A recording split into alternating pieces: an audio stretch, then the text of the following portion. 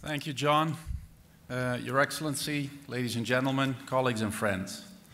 Let me start with a theme that's close to my heart, and that's energy. For the last few hundred years, mankind has been preoccupied with the energy that was basically underground. The fossil fuels that have helped us create our wealth, have made us comfortable and very mobile. That energy has a certain density which makes it extremely useful, but also, to be fair, that preoccupation with digging and drilling underground has somehow made us lose the awareness about the other energies that are out there. The solar irradiation, the wind energy, the energy from hydro. So I think it's important to change again our focus from something underground and open up to the elements and embrace the energy that's actually everywhere and around us. Somebody once calculated that the solar irradiation that actually reaches the planet in 1 hour is enough to give us all the energy that we need in 1 year. When I did the calculations myself, I actually came to 49 minutes. So instead of being here in this hall and listening to our introductory speeches, you could have been outside and capturing some of that. Of course, we know that the technologies that are necessary to actually make sensible use of all that energy need to be developed.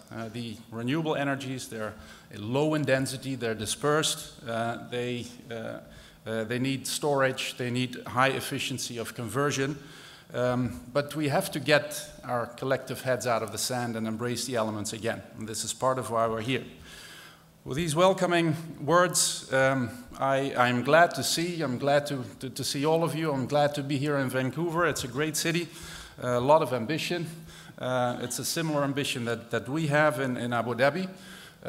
But it's also good to hear that even though we had a recession, or are probably still in the aftermath of a worldwide recession, that there is a record number of people, of organizations from all over the world that have come and share knowledge and try to engage with each other at the Globe 2010. That actually means something. It means that clean tech and renewable energy is here to stay. It won't go away, and it will grow. Now, to continue some of the stats that we've heard from the mayor, indeed, in 2008, the global investment in renewable energy was $155 billion US. Now, although there was a slight dip last year, this year, according to Bloomberg New Energy Finance, that investment figure is planned to grow to $200 billion, a growth of 25%. Now, some more statistics. Boston Consulting Group estimates that the sustainable construction will grow from $334 billion US worldwide today to $1.4 trillion in 2013. PV installations, a cumulative figure of 5.5 gigawatts, 5,500 megawatts today, will grow to 16.6 gigawatts in 2013, an annual growth rate of 30%. Now, give me another industry that grows, has grown, and will continue to grow at such a pace. Concentrated solar power, an industry that we're actively involved in, will grow from 3.3 gigawatts in 2011 to 13.2 in 2020. Onshore wind, already quite impressive with 121 gigawatts today, which is double the capacity that's installed in a country like Germany, will grow to 673 gigawatts in 2020. So all of these areas have massive growth potential. Offshore wind, at the moment less than 1 gigawatts, will grow to more than 30 gigawatts in 2020. The carbon abatement industry will grow 16-fold between now and 2020. What does all this mean? It means that we have to invest. The overall investment, according to the International Energy Agency, to keep CO2 levels worldwide at 450 ppm, which is a rather conservative estimation or level to mitigate climate change, will be 10 trillion in the next 2 decades. 10 trillion. Now, I always have difficulties when I read these numbers because I don't know what 10 trillion US dollar means. Fortunately, we've had some big numbers in the last few years, and the recent one is the American healthcare bill, which is about 1 trillion. Now, given the big fuss that's all around that package, this is 10 times as much as that.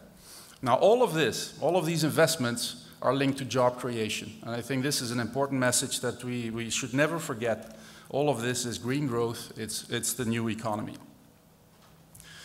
Let me spend a few words on Masdar, because Masdar is an initiative originated in the United Arab Emirates in Abu Dhabi, and we aspire to be in that space. We have a position along the entire value chain of renewable energy and clean tech, and we hope to engage, especially during this meeting, but also after that, to engage with many of you and look at ways of partnerships and ways of cooperating and bringing that agenda further.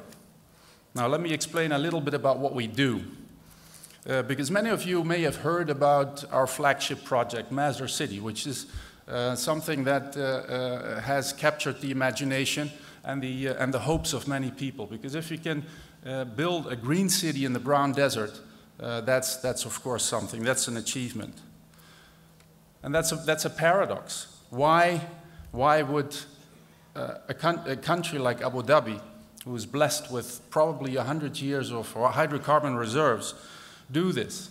And more importantly, why would you set up a company doing this and spending tens of billions of dollars when you're actually in the middle of the largest oil patch in the world? Now, this paradox can be explained, because actually what Abu Dhabi does is building upon the legacy of the late king, the founder of the UAE, King Zayed bin Sultan Al Nahyan. He was an environmentalist already in the 60s of the last century. It was long before anybody had actually gotten serious about these ideas. He received many awards from the Worldwide Fund for Nature, from the United Nations Environmental Program. And what we're doing at Masdar is basically following that initiative through the sons of late King Zayed, who have actually taken that legacy and made it into concrete action. Now, of course, Abu Dhabi, being a central player in the worldwide energy field, would also, through this initiative, like to continue that play. It's being part of the energy of the future, so it makes economic sense. Abu Dhabi has an economic plan for the next 2 decades in actually moving away from an economy based entirely on hydrocarbons towards an economy based on knowledge. And this is of course also a very important aspect of what Masdar is about. We like to attract knowledge, we like to attract technologies, build partnerships, develop technologies, and take it to the next level. Let me explain a little bit about what Masdar does apart from the city, because there is a lot more than the city. Of course, everybody knows about the city, or most people do, but we have a number of other departments. And one of them is my own, it's Masdar Power. We build utility-scale renewable energy power plants in partnerships throughout the world. And John already mentioned a few. We're involved in a 500 megawatt hydrogen power plant in Abu Dhabi. We're part of the consortium that presently constructs a 1,000 megawatt offshore wind farm in the United Kingdom. We're constructing 3 solar power plants, utility scale, in Spain. And part of the reason why we're here is we're trying to look and venture into the Northern American market. Canada is interesting for us, but also the US. And we would like to meet with people that could help us establish business in this part of the world. We have a university, the Masdar Institute of Science and Technology. It's solely dedicated to research and training in the field of renewable energy. It's a graduate school. We have 100 students right now. It's the first year. They will be the first tenants in the city. Their building is almost ready. The labs are at the moment being installed. And from next year, they'll be fully CO2 neutral and Energy Plus. We have, of course, the Masdar City team that is developing the city, but the city development is more about master development and capturing know-how, integrating technologies that make a city work. That is what Master City is about. Now, once we've proven that in Abu Dhabi, we would like to export that knowledge and help people throughout the world in achieving similar goals.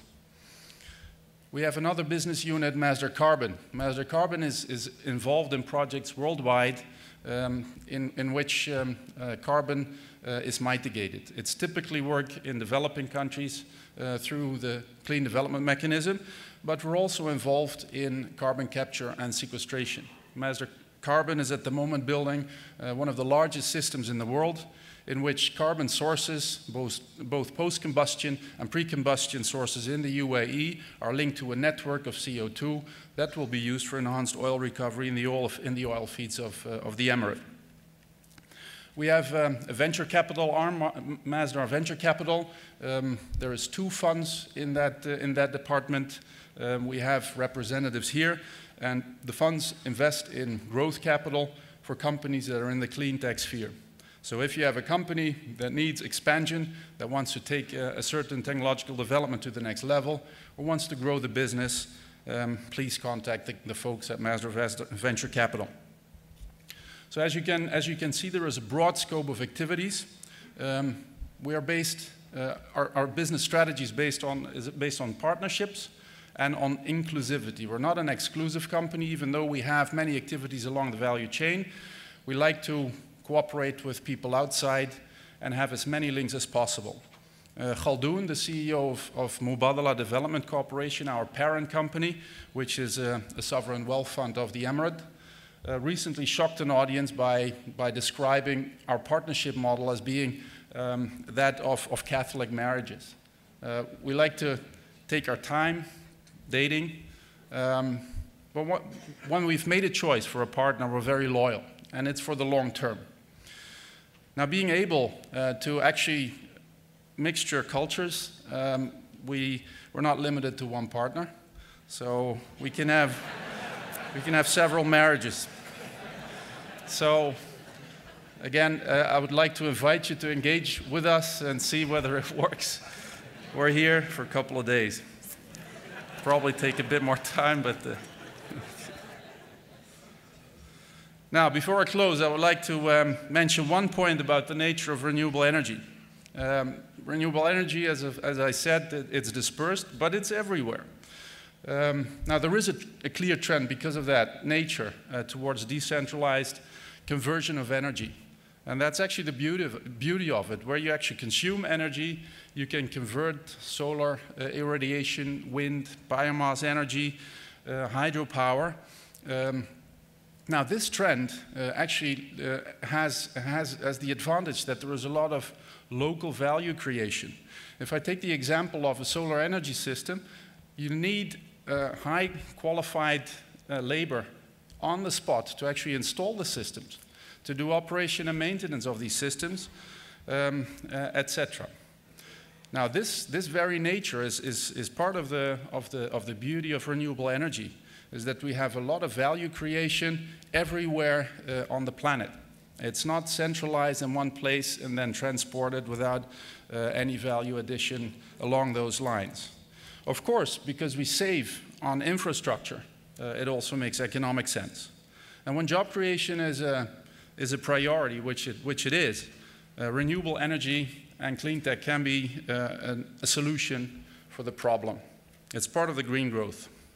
So we're hopeful that by showing what we can do to politicians and policymakers, and this is part of what Globe 2010 is about, that they can actually help us in making policies and creating an enabling environment. Now, concluding, let me thank the organizers for putting together this great conference and giving us a platform to engage with each other and an opportunity to meet. We at Masdar are looking forward to meeting with you. We'll hope to be starting some sort of dating with you over the next few days, but also afterwards.